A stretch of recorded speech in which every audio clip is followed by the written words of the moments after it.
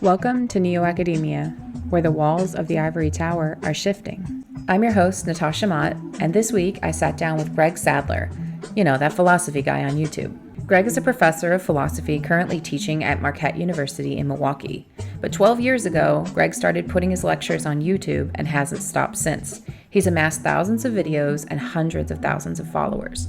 His videos range from Aristotle to Schopenhauer. Greg is a great example of an academic who applies his philosophy in and outside the university. So I asked him to come talk about it. But before we get started, I've got to tell you, NeoAcademia is possible first and foremost because of you. There's a lot of incentive to keep the system the way it is, so we neo-academics have to carve our own path. I appreciate you for exploring these ideas with me. Your attention is everything.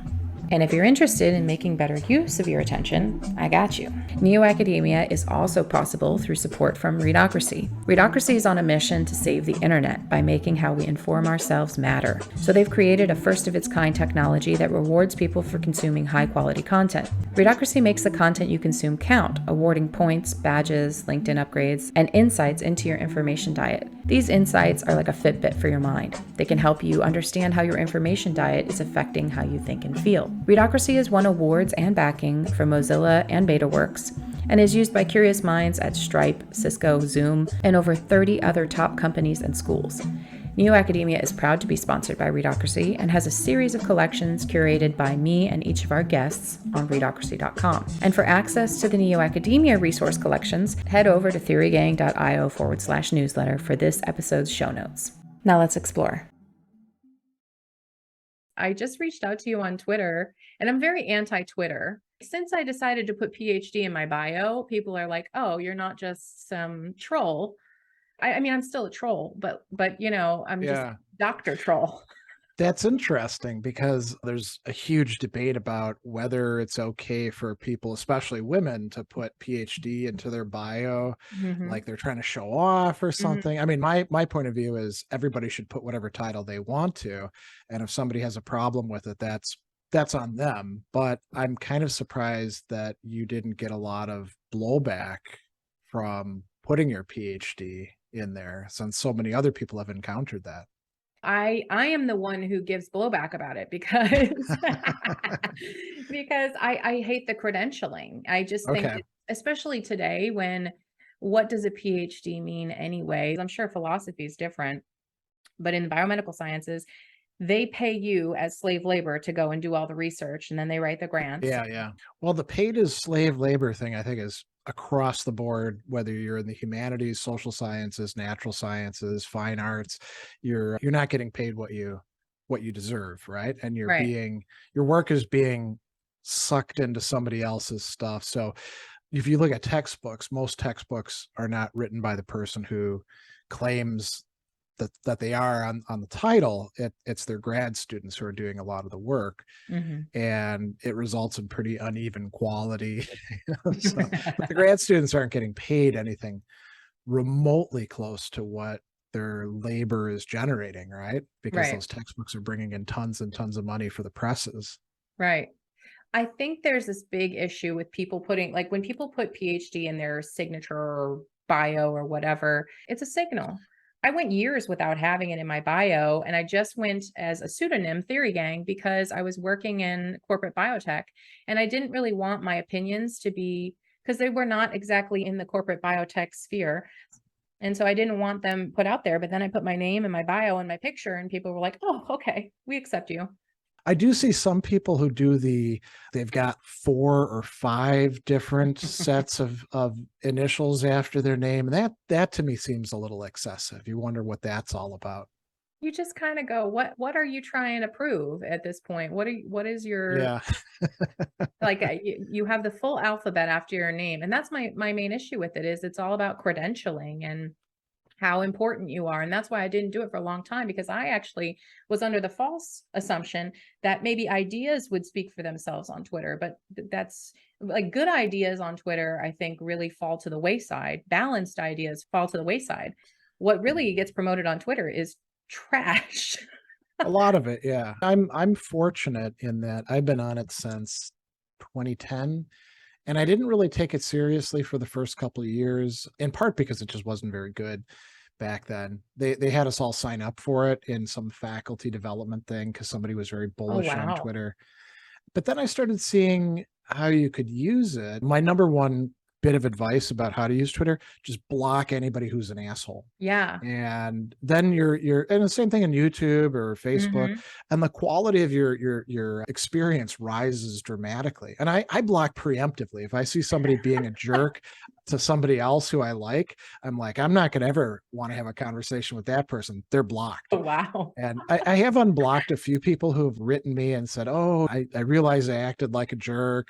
Could you unblock me?" I've done that, but the number of people or percentage of people rather that want that is got to be less than 1/10% of those who actually do get blocked. So, Yeah. I found this especially to be true on TikTok.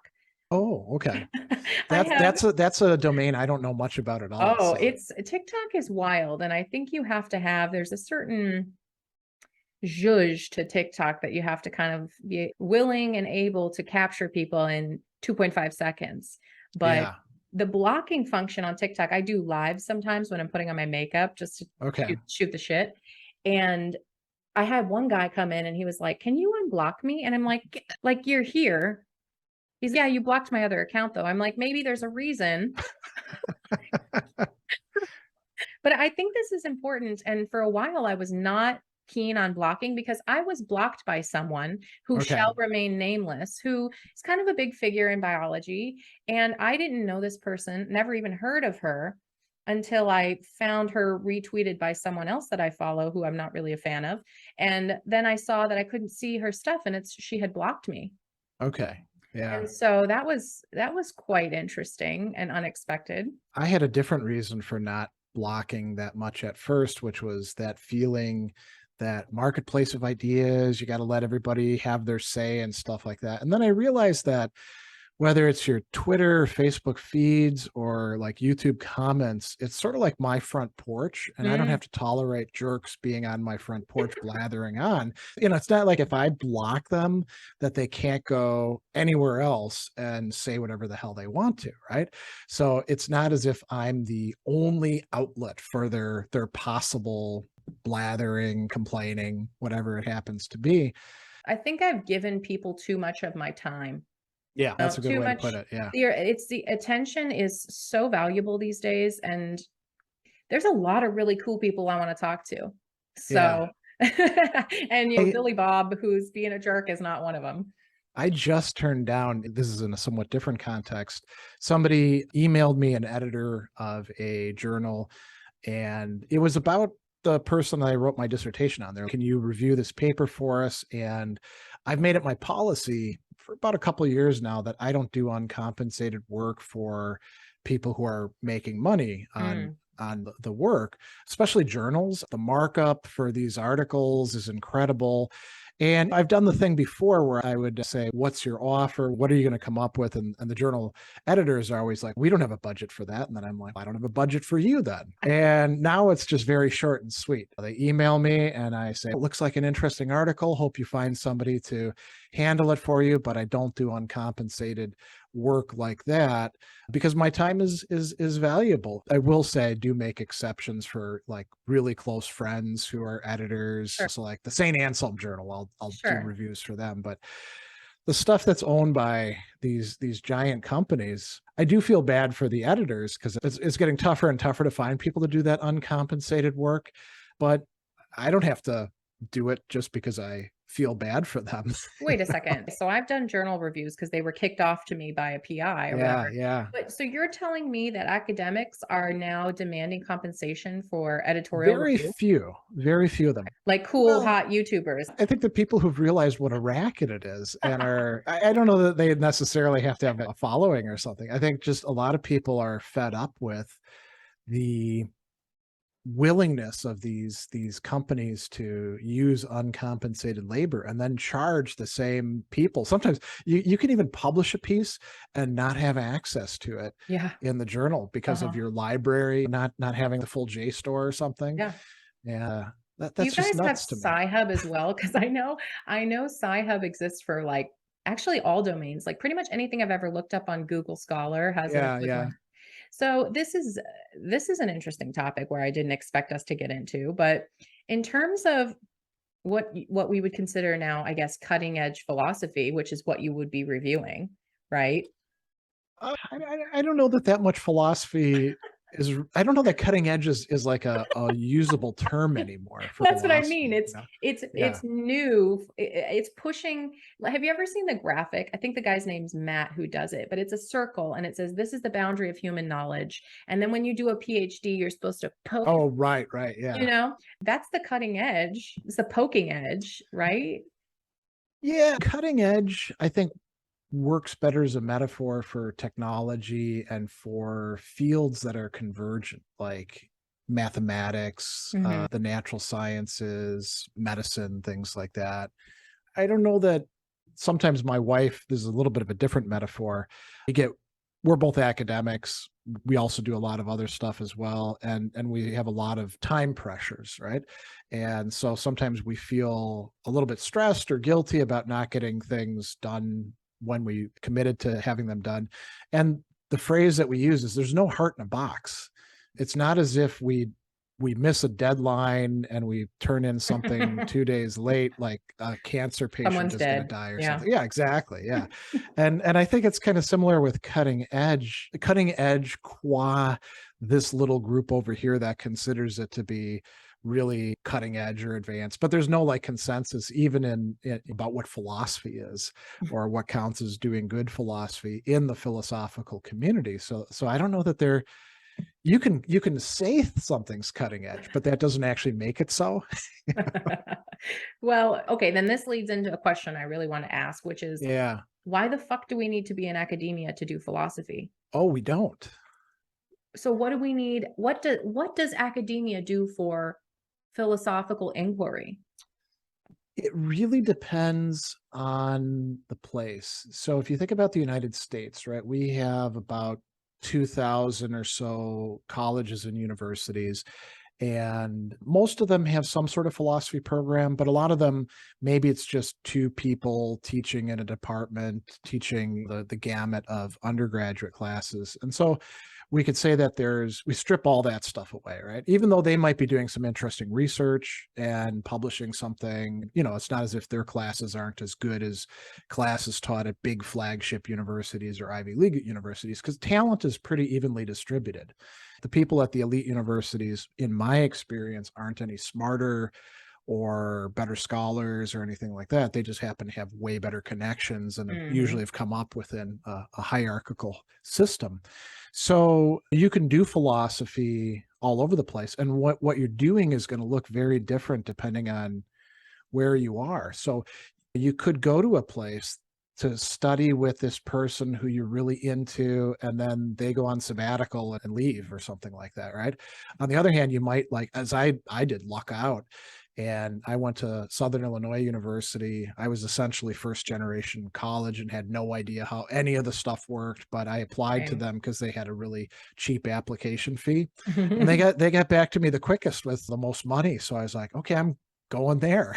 Right. And it turned out they had an amazing research library and a department where at least half of the professors were pretty good and could clue you into cool stuff, and it wasn't very narrow and restrictive, and you could take classes with other graduate departments like speech communication or English, or we had some taking poli-sci classes.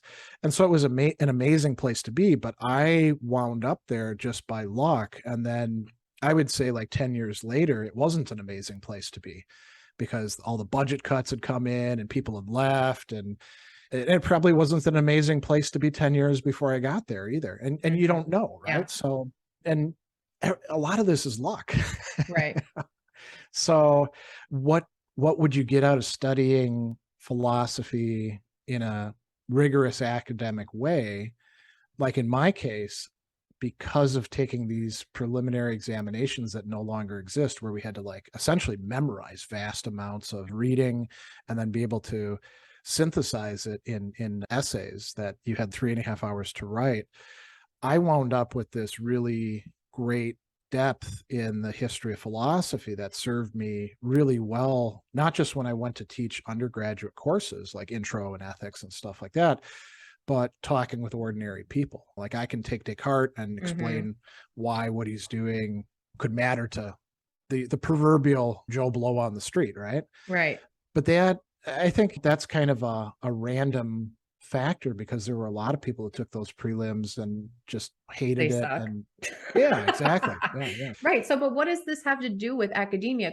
I would say maybe what you're saying is kind of access to environment, resources, Yeah. people, culture, assessment, and it's supposed to be in one place when you're a student. So, Yeah, although that's a good point. Should it all be in one place? Part of what I benefited from was going to other institutions. So great example is a lot of my publications are on St. Anselm of Canterbury, and I've done a lot of videos on him as well. And sometimes I get booked to give talks about Anselm. That was not something that came out of Southern Illinois University Carbondale, because they didn't really care about Anselm. That was from me sending out a paper proposal to the first St. Anselm conference at St. Anselm College in New Hampshire with the Institute of St. Anselm Studies. And then they kind of sucked me into being interested in this medieval thinker. And again, totally random, right? I met these two monks that were cool guys that kept on asking me to do stuff, Father John Fortin and Father Pascal Baumstein. love a cool monk. Love a cool monk. Yeah, the Benedictines, that's the way to go if you're looking for cool monks. Forget the Dominicans and Franciscans. What about Tibetans? I mean, that's a whole different cool list, I thought. Yeah, I have no idea, because I don't hang out with a lot of Buddhists. So in any case, so like that would be an example of you get something from going somewhere else that you're not getting in your place. But again, so much of it is fortune or luck, or however you want to define it. There's no one single way to go about it. So that being said, we're talking about learning philosophy versus kind of practicing philosophy, which is a applied thing anyways, for the most part, right? We could talk about it theoretically all day long, but most people are actively applying philosophy, whether they are doing so consciously or not. Yeah, and usually not well, right? Not well. I mean, same thing with like, because you can have the theoretical side, all your beliefs and cognitions and stuff like that, and that could be like a hot mess over here too, right? They're applying shit, basically. They've exactly, got terrible theory, terrible application. Or misunderstood theory, right? Think about the adolescent boy who reads Nietzsche. And I'm going to be an Ubermensch and be a jerk to everybody. And that'll be like putting me in touch with the best kind of life, right? Clearly they've misunderstood what Nietzsche was saying, because that isn't all that's going on there. And then you reread Nietzsche as like a 30-year-old or 40-year-old or 50-year-old, and you're like, oh wow, there was a lot of stuff I was missing there. So it could be that there's good philosophy, just not for you, the reader, at this particular point in time, right? Right. Yeah, I think that's an interesting, philosophy is such a broad thing to apply. And when I think about it in terms of an academic perspective, I just kind of think like, for what? I understand people writing for real. I'm with you on that at this point. 30 years ago, I think maybe, there were more jobs, right? And there weren't as many opportunities to apply it outside of the academy, although a lot of philosophy people back then were like going into business as system analysts. That was a really popular thing at the time. But yeah, I think a lot of people in academia, they look at anybody who goes through all the career path stuff in academia and then doesn't work in academia, they're like failures. They're failure. like right here. Yeah, they're how did they put it? Popularizing, debasing philosophy, all that kind of stuff. Yeah, absolutely. I think the same is true in biomedical science. There's this big thing about science communication. Okay. And as we know what happened with the pandemic, there's an urgent need for science communication. Yeah. But the problem is a lot of people don't trust the science communicators. And sometimes for good reason, the science communicators, they're perceived as not being as rigorous, not asking tough questions. And so with what happened with the pandemic, I had a little beef with a science communicator. It was because I posted a Chevy Chase meme. And it was about Thanksgiving. And it was basically saying, oh, really? I'm not allowed to go hang out with my family for Thanksgiving? Fuck you. I lived in Portland. And so Yeah. Portland was locked down, and they were telling people, if you see anybody at anybody else's house, call the cops. And so my main beef with these science communicators and what we would call like the debasers, I guess, in Yeah. the philosophical realm, is that they take themselves and what they do so seriously.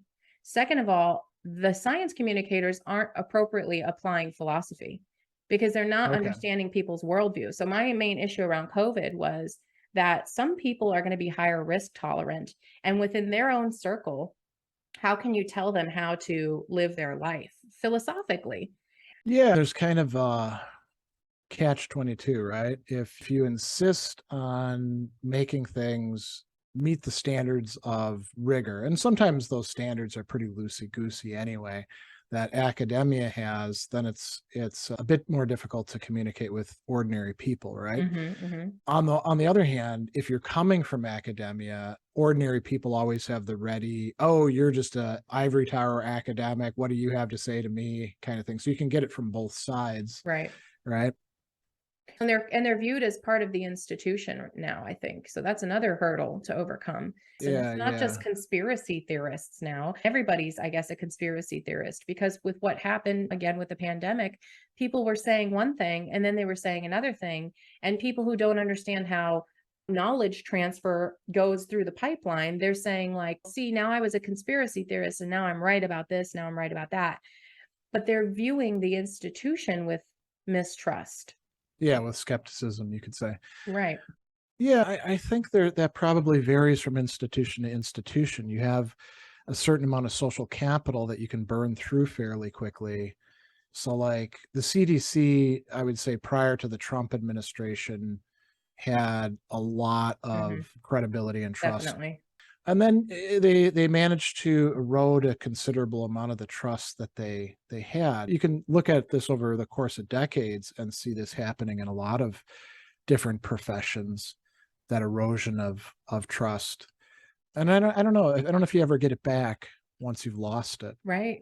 And I fear that's what's happening with academia. I just saw Nate Silver tweeted something that said he thinks universities should be meant to seek the truth and then secondarily to advocate for political use of the Yeah. truth or whatever.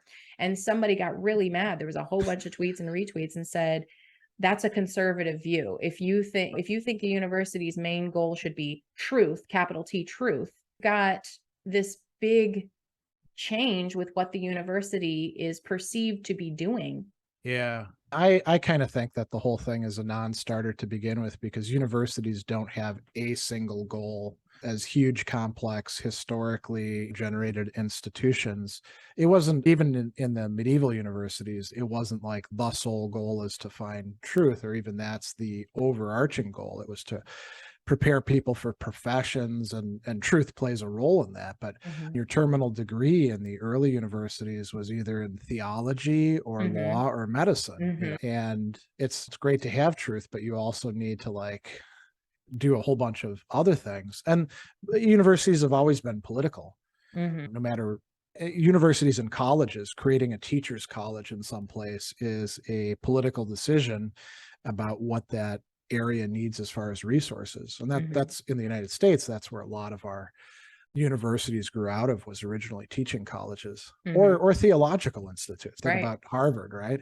Was originally a seminary, if I remember correctly. So I don't know. Nate Silver is going to get himself in trouble no matter what he says, because he's kind of stuck in that position. No matter what he says, somebody's going to find objections to it. But I think you can say that there's a lot of legitimate ends or purposes or goals for universities. And the trick is to figure out how you're going to coordinate them so that they're not interfering with each other. And some of the stuff that's more pernicious is when a university is basically treated as a money-making enterprise. We got to Isn't that what's happening? I mean, so I read a while ago, I was really interested in this. I read The Use of the University by Charles Kerr, and he kind of went through the history, especially of American institutions and what they were for. But you're right, there are many interests, many stakeholders that are supposed to be under the umbrella of the university, and then there's colleges within the university. But it does appear that it has turned into largely a money-making machine. And what is the Well, business now? that's a function of a lot of universities. And it's not just a money-making machine. It's like funneling money to the people who are in administrative positions, Mhm. because the staff aren't getting paid in a Right. lot of these places very well, or even the instructors. But you know that I mean, you could have generating enough money to have security for the future, protect the endowment, and make sure that the lights stay on. And that could be compatible with all the other less financial imperatives. The problem is when that becomes like the overriding goal. Right. So, Well, and the other problem is, I think, at least the way I'm looking at a lot of these things, I've got a college here in my town that keeps calling me to come teach, and it's a for-profit college, and I'm like, yeah, I I don't want imagine to. they're not offering very much either, right? Not compared to what I was making in industry, but Yeah. it's like a steady paycheck. And I'm like, no, I'm kind of doing this podcasting thing. This is much more academic in my mind than anything they could offer me. The interaction with students at a for-profit college is way different. I imagine that it's probably got some overlaps with students at community colleges and in schools where the professional universities and colleges where the professions run everything. So, for example, I'll dish a little dirt on our local place that I'm going to be teaching at again this semester, Marquette University. Marquette University bills itself as a Catholic Jesuit university, and they do a little bit of window dressing every so often. I'm being brought in to teach a capstone class that is Okay. officially about faith and justice, and that's nice, but when you look at the decision making that goes on in administration, especially you start moving up higher and higher in it to like the dean level and beyond, it's clear that not only is Catholic social teaching not guiding the decision making and the values, it's actually antithetical to that. The way Hmm. that they treat their staff and their students and the faculty and what they pay people. And so you can have this incredible disjunct between them, and who are the administrators responsible to? Not to the faculty or not to the students. They're responsible ultimately to the board of trustees, who are just those same people, rich people who've done something and made some contributions to the university, and then they essentially get to call the shots. And so there's a lot of cases like that out there. So in a case like that, what ends up happening historically is the core, which was theology, philosophy, English, history, all these humanities that were very important to Jesuit education, keeps getting shrunk. They're down to just having one required philosophy class, whereas in the Hmm. past they had two or they had three. Same thing with theology, same thing with writing, same thing with history. And the professions, dentistry, nursing, physiotherapy, Right. the law school, they're the ones who are essentially calling the shots. Hmm. And that attitude that students might have at a for-profit college of I'm here, this is an Hmm. instrument for me to advance myself, that's very much there in Yeah. these professions. Unless you sometimes I get them in my classes and they might get a desire for philosophy, sometimes even change their majors, which often creates problems with between them and their parents who are afraid of You Hegel. were supposed to be part of the PMC, and now Yeah. you're a philosopher. I had somebody who just a couple years ago, he was in one of my classes and he didn't switch his major to philosophy. He was like business finance or something like that. And he changed it to English. And he came up to me at Oh. the local coffee shop and he's like, I don't know if you remember me. And I could remember his face, but I couldn't remember his name because I've taught so many students. And he was like, yeah, I changed to English. My parents weren't happy about it, but there it is. So Yeah. and part of it was who we are studying in our philosophy class. We weren't doing the watered down kind of stuff that people sometimes do. For the undergraduate students, there's this tendency to think, oh, they're not really smart or motivated. These business or fashion or nursing majors, we're slumming hanging out with them, so we're not going to bring the good stuff. Why shouldn't we share Plato and Descartes and Mary Wollstonecraft with them? We should sort of like having people over and you don't get out the good china, you get out like the cheapest crap, the paper plates, Paper right? You're plates, like, yeah. yeah, paper plates for you. Put all your stuff in the trash. Don't put it in the dishwasher afterwards because we're not even going to bother with that. Well, if you do that, people realize that you're holding back. You're not giving Yeah. them the right stuff. So That's why that brings me to kind of what we're doing now, which I'm talking on this podcast with people like mhm. you who've created YouTube channels where you bring out the good china for everybody. Yeah, exactly. And if they break it, you can always get more. So Well, that's an interesting topic. Can people break philosophy? If someone's going to listen to your Hegel conversations on a regular basis, I feel like you almost want them to be breaking it, right? They're coming to your house and eating the amazing food that you prepare. Something's going to yeah, get yeah. broken, right? Yeah, ideally, you don't want them to be like just standing there throwing dish after dish on the floor, right? Like people sometimes do. But yeah, a little bit of breakage, I think, is fine. And yeah, and this shows us the limits of the metaphor too. You're right. You don't want people just to watch the video and be like, "Ooh, Hegel, so smart, so amazing. I can't possibly challenge him on anything." That's not a very healthy attitude to have. But you do want them to understand before they start criticizing. Yeah. So Epoch Philosophy, I've been talking with him a little bit, and he Okay. tweeted something the other day. There was a video on Marcuse Okay. where somebody said, I'm so glad you're bringing these commies to justice or something like that. I And think I read that thread. Yeah. he's like, what? Did you watch the video? I feel like Slate Star Codex. There's a lot of people. He wrote about Guy Debord recently. So there's a lot of, especially Okay. media theory, what I'm seeing, where people are taking these philosophies and kind of testing them out for themselves and seeing what they think. Adorno, Horkheimer, I hear this everywhere, especially within kind of the meme community. Yeah. Although most people who talk about Adorno don't understand Adorno at all. He's very, very difficult. And Dialectic of Enlightenment is the work that he did with Horkheimer. When Mhm. you read Adorno on his own, I've written one thing on him over the course of my entire career because I find him so difficult to work on. And I'm somebody who was into him. So I think there's probably a lot more sort of, and it probably does have to do with sort of like almost like a meme like thing. There's a lot of Mhm. people who've gotten a take on Adorno from somewhere, and it's probably not accurate. And then they keep replicating it, just sort of like fake quotes do Which on the is fun. internet. Yeah, I saw Yeah. your Yeah. Medium article about the fake quotes. So I guess this would be an interesting question. What do you think Yeah. is kind of the biggest problem, the biggest broken dish or potential for broken dishes in our metaphor of when you popularize the kind of stuff like what you've done? What have you seen? Oh, You've created all these amazing YouTube videos. Where have people yeah. gone off the rails with what you've done? I'm pretty careful not to talk about people unless I really know their work well. Whereas I think there's just, we'll call it the internet sphere. I think there's a lot of really garbage takes on pick any philosophy Mhm. or philosopher that you want. And I think this goes for literary figures and history as well. So for every well-researched video on Nietzsche, there's probably a dozen just garbage takes out there. And they may get a lot more traction because they're Mhm. glitzy. They put their work into production rather than into the thought behind it. And there's entire channels, I would say, that basically consist in garbage takes. Big ones? Oh yeah, yeah.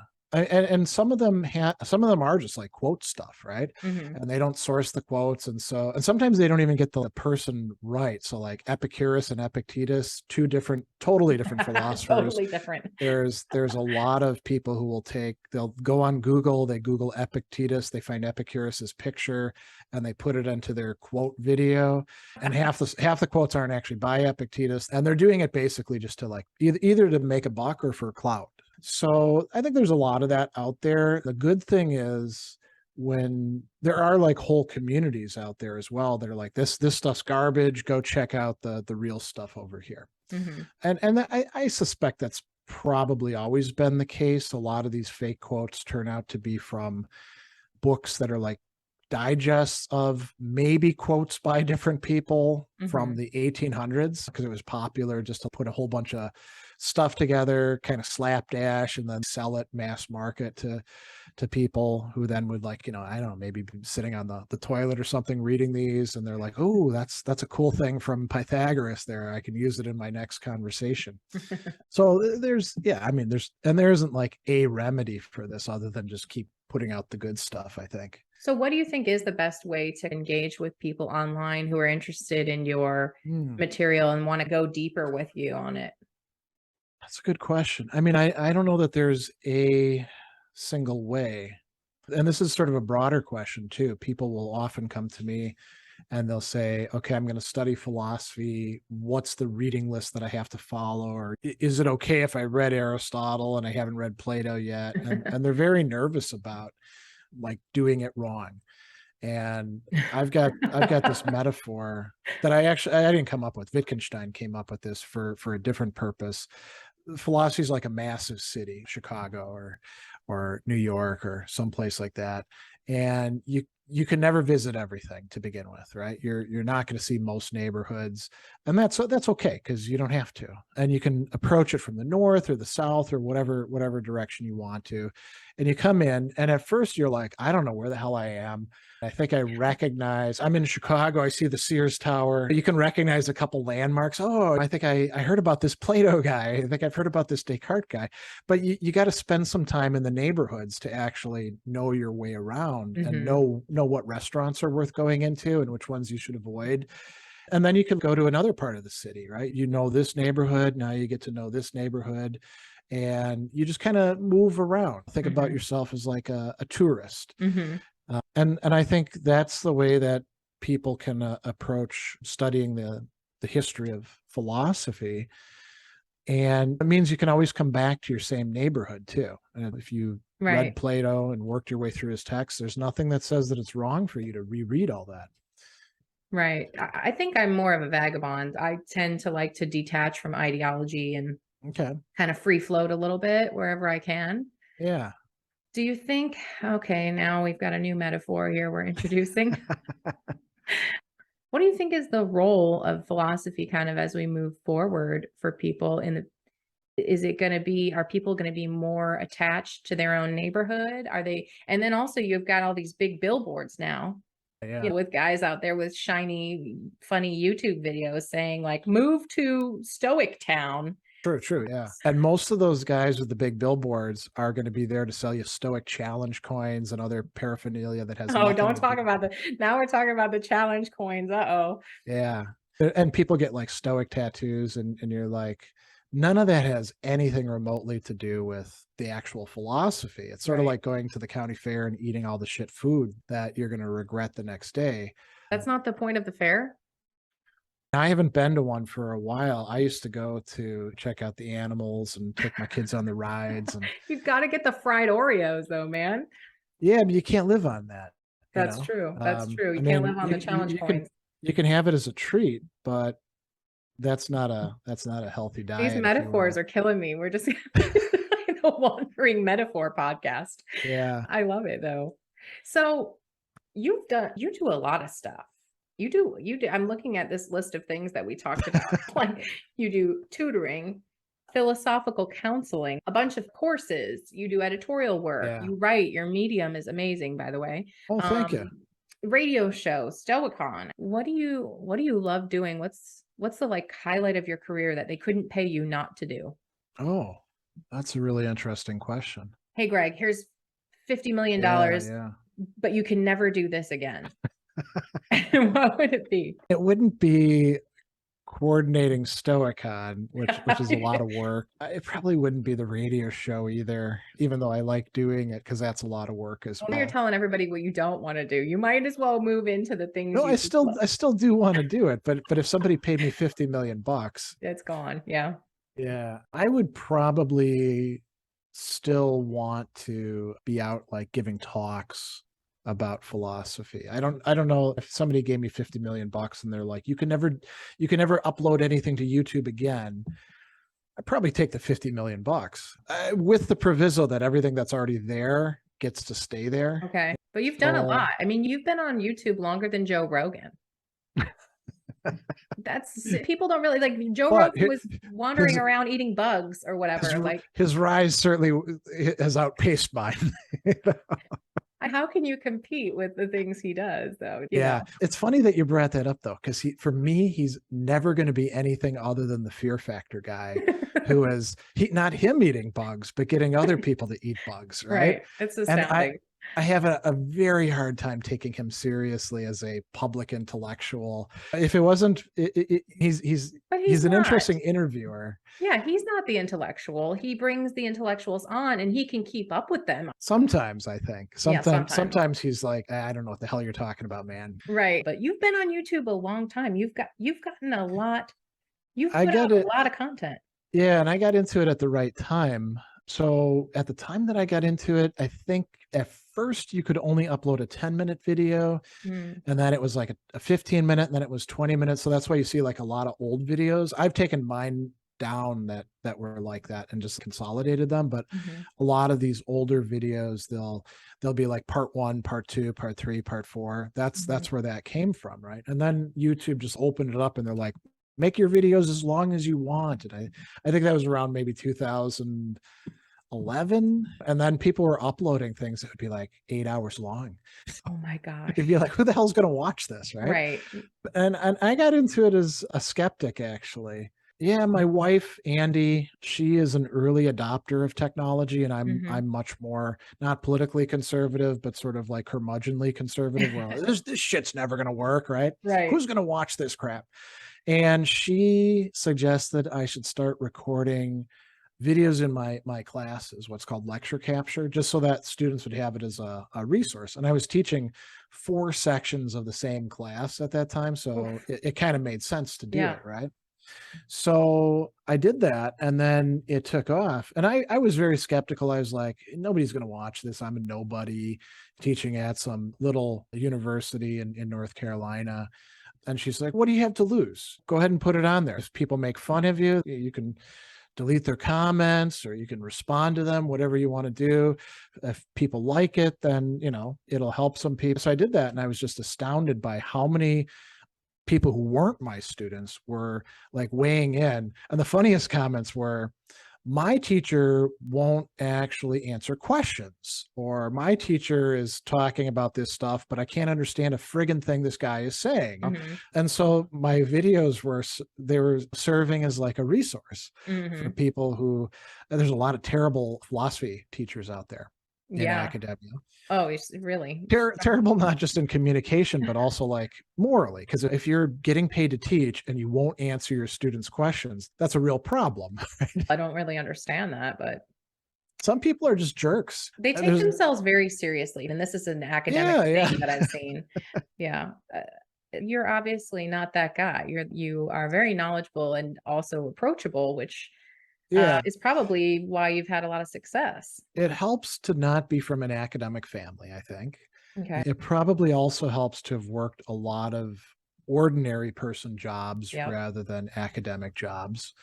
And it also helps to teach all those classes for non-philosophy majors semester after semester, because those are the toughest to teach. You have to communicate with people who, first of all, don't want to be there. Right. Very few people are like, holy shit, a philosophy class. I'm going to take that, man. Some of them are kind of anxious. They think that philosophy is this thing that's way above them and they're too stupid to get it. And then some have kind of an attitude coming in, and you got to be able to reach those people. So you have to show early on that studying Plato's Apology has some relevant things to say about their own life and their culture, right? So it's kind of like an apprenticeship in a way, just without anybody guiding you. It's the material guiding you, and you figure out how to teach it effectively. People, I have a big list of people I wanted to come on the podcast, and you were on it because you are unique in that you put content out from an academic perspective, like you're teaching in your class. And it's been very popular. And so the vast majority of content creators aren't coming from the inside of a classroom. The fact that you've had this level of success bringing the inside of academia out Yeah. is remarkable. I think a lot of it, to be fair, is like being in the right place at the right time. I think it's probably much more difficult. If you were going to start up a channel right now, it's probably a lot harder to break in. Unless you read the Unabomber Manifesto in a female voice and you're the only one who does it. But give it another 10 years and there'll be like 20 people doing that, right? Right, right. So yeah, if you think about like different niches that developed in YouTube, like ASMR, right? That wasn't around when I first got on there. I Right. think maybe that's like 8, 9 years old. If you're going to do ASMR videos now, I think it would be a lot harder to get people to say, why should I look at this channel's thing? Everything's been done already. So that's not the case in philosophy. There's lots of thinkers who I've haven't gotten to and probably never will, and other people are doing them and maybe doing them well. And so there's a lot of room, but you're talking about a discipline that goes back in the West roughly 2,500 years. So there's lots and lots of authors along the way. You're kind of being a tour guide in your areas of the city that you kind of like to hang out in, right? That's exactly it. You're I'm like, try the hot dogs. I'm not like going over the entire city, and a lot of people get upset because the biggest one is Spinoza. Why don't you have videos on Spinoza? Why And don't it'll be you? like, hey, if you want to pay me to not do other stuff and to focus on your pet philosopher who you're super into and probably don't understand. 90% of the people that are like super into Spinoza probably don't Right. understand him. Then cool. And nobody ever takes me up on that offer, which means that they want to get something for free, right? And they want to kind of boss you around. I don't know, maybe someday I will do stuff on Spinoza, but for right now, there's so many other gaps that I want to get to that I have legitimate needs for. Like I'm teaching a class this coming semester, which is centered around anger. So I'm going to do stuff on Aristotle on anger and Seneca's book on anger and Awesome. Plutarch. Yeah. So, but if I'm doing that, I can't be doing this thing over Right. here. And so it's like the city. There's big parts of the city where somebody's like, "Where's your tour guide stuff on this?" And I don't have any. You want to hire me to like go into that area and map it out for you? Sure, I'll do that, but Right. you got to pay me because otherwise I'd be doing this and this and this and this over here. Right. So some of your bread and butter still comes from teaching, and you That's like right. Yeah. teaching. You would continue to do that if you got the 50 million?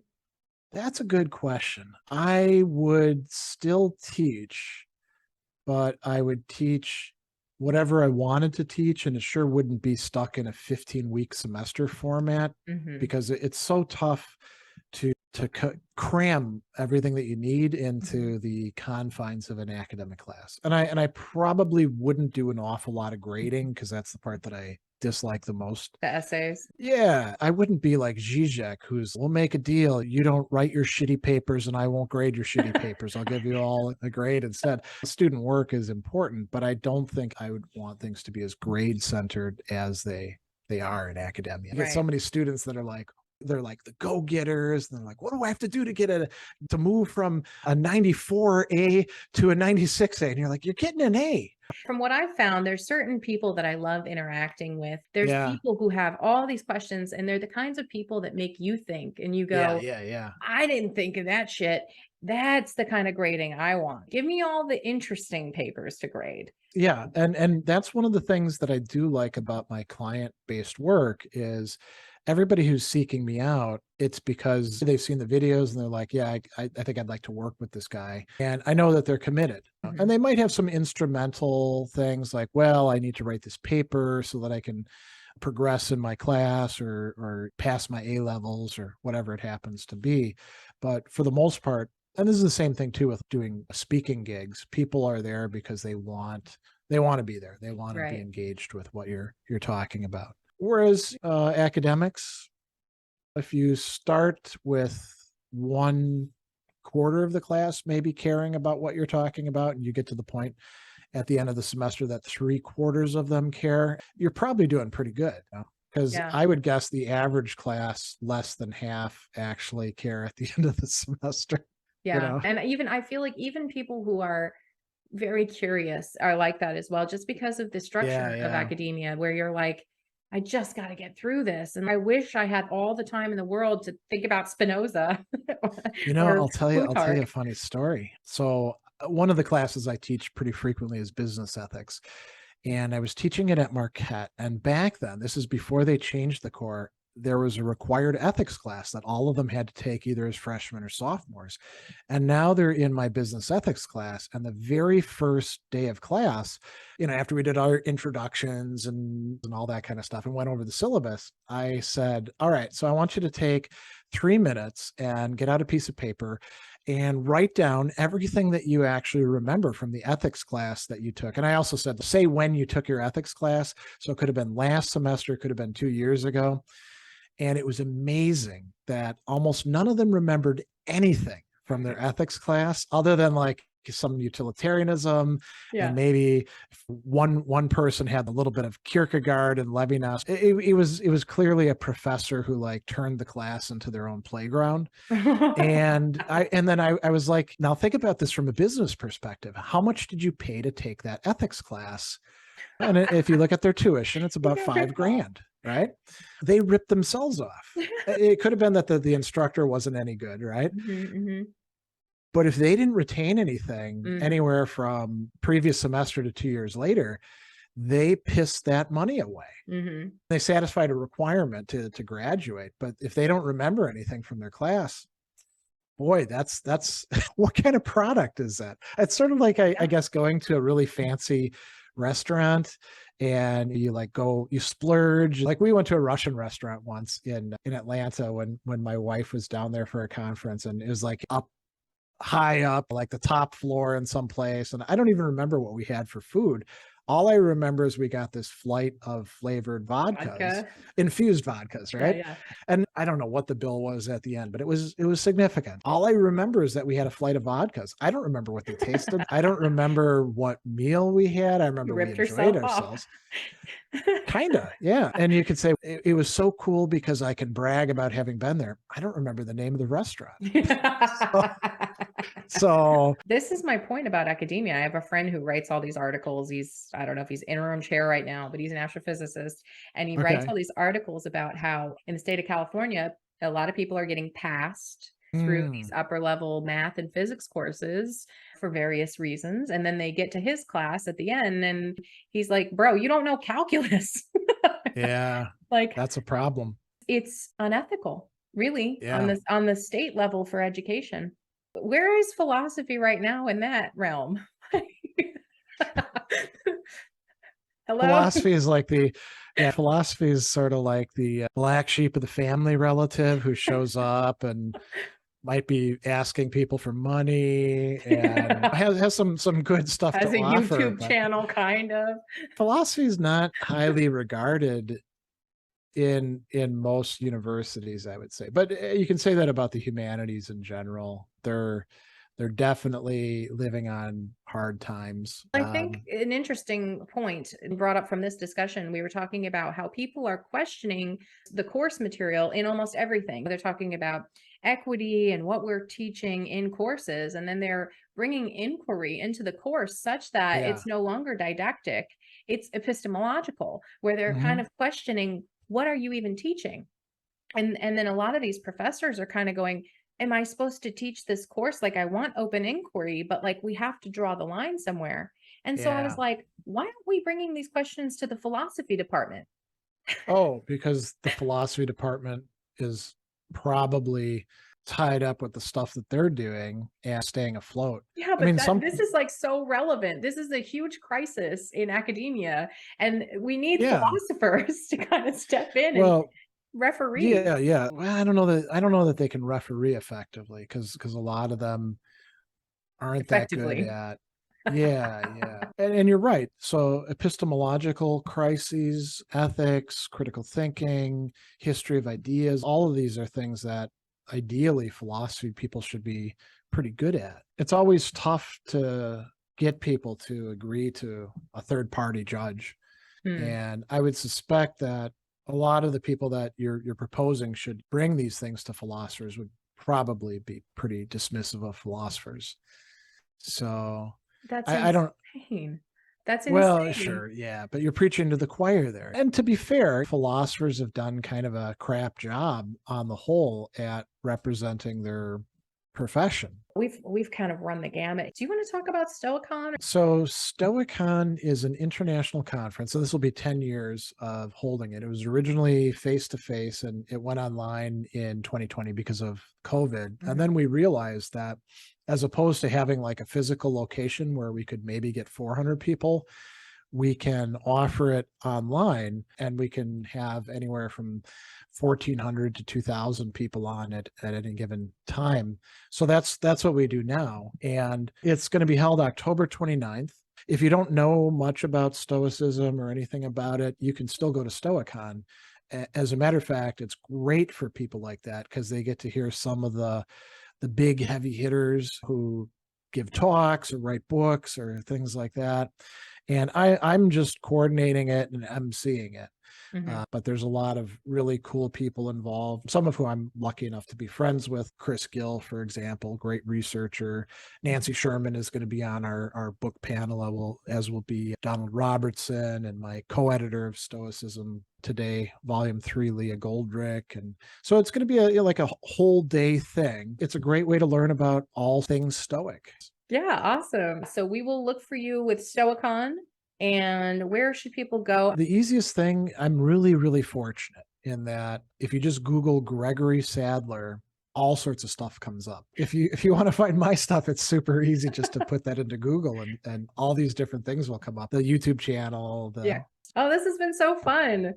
Yeah, I've really enjoyed this. Yeah. No, I love this. I'm so glad you agreed to come on. And even though I have no episodes of this podcast yet, you're just like, I'll trust that you're not an absolute psycho. I appreciate that. You never know with me too. Maybe the videos are all good, but you get me on and I'm a crazy guest. Could go both ways. You're a little wild.